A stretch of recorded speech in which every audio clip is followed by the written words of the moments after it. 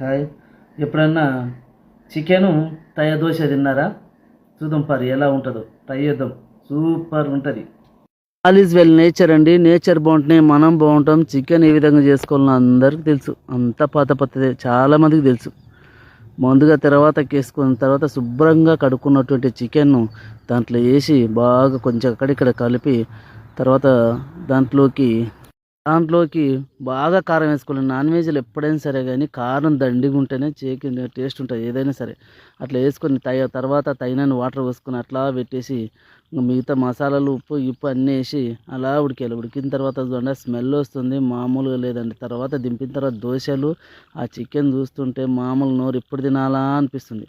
కానీ టేస్ట్ మాత్రం ఖతర్నాక్ వచ్చింది. అలా తయ్య దోశ దించుకొని అలా ముక్క దించుకొని నోట్లో పెట్టుకుంటే మాత్రం స్వర్గమే, మామూలు స్వర్గం. ఎక్సలెంట్, అసలు చాలా అంటే చాలా టేస్ట్ ఉంది, ఎక్సలెంట్ ఉంది. కావాలంటే కూడా మీరు ట్రై చేయండి, మీకు కూడా తెలిసిపోతారు రిజల్ట్ ఏందనేది. సూపర్గా ఉంటుంది. మీరు నా పేజీని కంపల్సరీ ఫాలో అవ్వండి ప్లీజ్.